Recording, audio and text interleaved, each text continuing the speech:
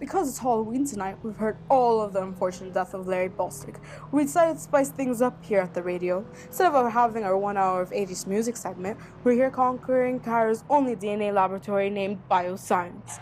There will be a meeting with forensic science Maya Ghanima, Farida Fadli, and Catherine Boctor, who are all forensic sciences graduating from AUC's forensic science program.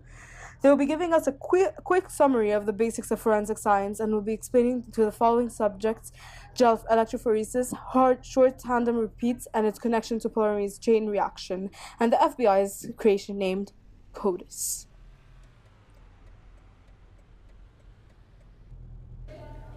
So what are you saying, Yusuf? Are you saying that there's a treat for all your listeners at the end? What? Something that has to do with the real truth of the mysterious death of Larry Bostic? I'm sure you all don't want to miss that. Tune in with us directly after the break. During Toyota's Something for Everyone September, you're sure to find the right car at the right price. Choose from the Toyota all-wheel drive and four-wheel drive range, including 7-seat Kluger, 8-seat Prado, powerful Land Cruiser, or unbreakable Hilux. Hello again, everyone. Right now we are broadcasting straight from the Bioscience DNA laboratory. We will be starting with Maya Ghanima, who will be explaining the whole process of gel electrophoresis. Hello everyone, as you all have just heard, I'll be explaining gel electrophoresis. But first, in order to do so, we will first need to know about the most fundamental aspect of forensic science. You all guessed it, DNA. DNA is your genetic material. It is found in the cell's nucleus and they make up your chromosomes, which you earn from your parents. Structurally, DNA is double-stranded, which makes up a shape named a double helix. That said, DNA is very important as it can be used to find suspects, free or exonerate the wrongly accused, and finally to identify paternity and family relationships between a set of people. Wow, DNA is so crucial. Now that we know about DNA, what about gel electrophoresis? The whole purpose of gel electrophoresis is to separate DNA fragments according to size.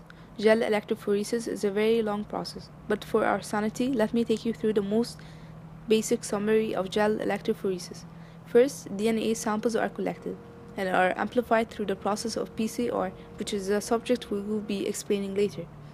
Then, restriction enzymes break the DNA into fragments at specific base sequences for each sample. Thirdly, a fluorescent marker sticks to a triplet of DNA fragments.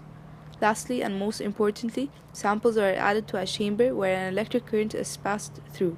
This allows heavier fragments to stay close to the center, while smaller fragments go further. After the process, the forensic scientist is able to compare and analyze a banding pattern for each DNA sample.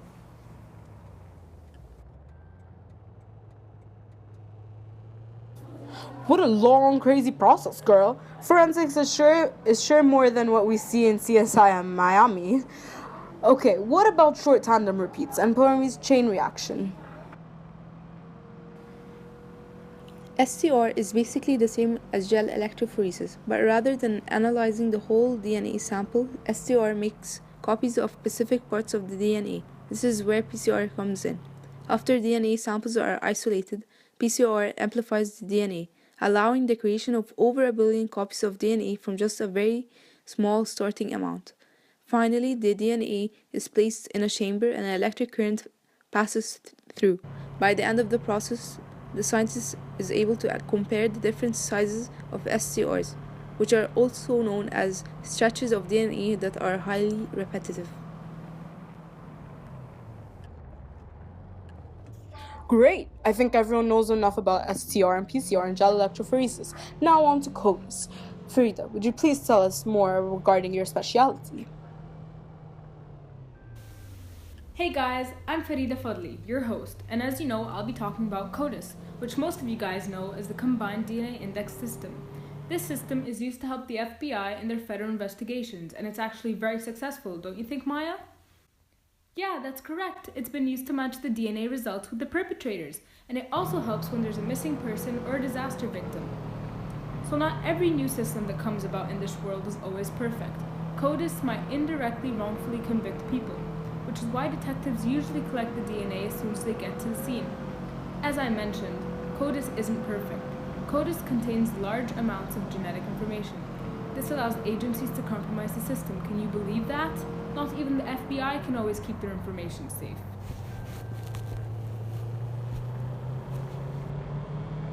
Thank you, Maya and Farida, for all that interesting information that I'm sure a lot of our viewers didn't know until now.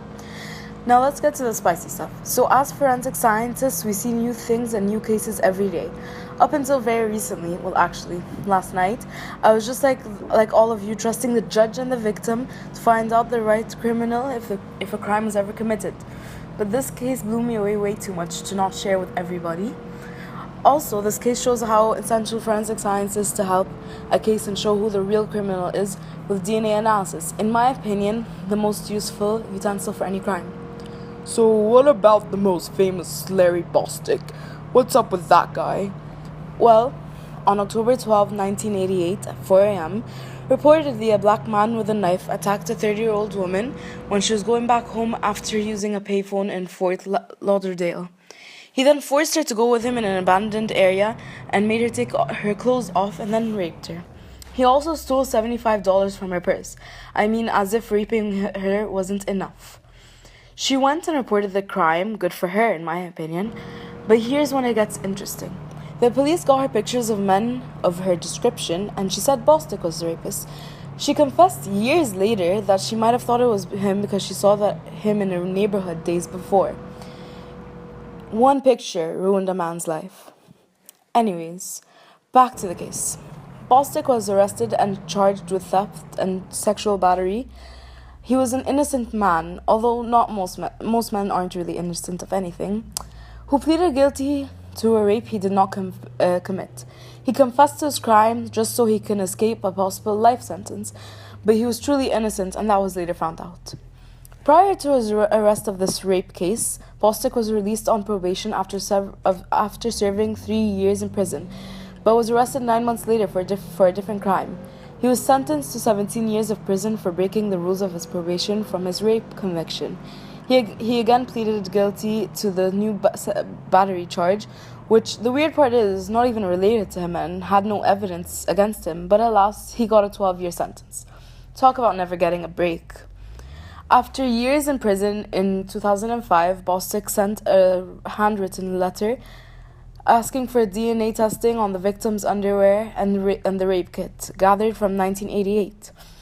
The summer of 2007, the prosecutors agreed 2 years later and sent the evidence found into the Broward County Crime Lab analysis. The DNA they found in the sperm was not Bostic's. Surprisingly, even more so, the prosecutors joined Bostic's attorney and asked the Florida judge to dismiss his charger. Now that is a plot twist. Finally, he was released to September 2007. And after all the trouble wasn't enough, he's still waiting for his compensation. What a hell of a case, wow! So how was forensic science used in exoneration? Well, DNA analysis makes our job a hell of a lot easier. We can tell from STR or PCR analysis, for example, if someone was truly connected in any way to the crime. It helps us, and by us I mean forensic scientists, anthropologists, medical examiners, etc., to find the true culprit and not let the case like Larry Bostic happen again. I mean, the guy didn't even get a compensation.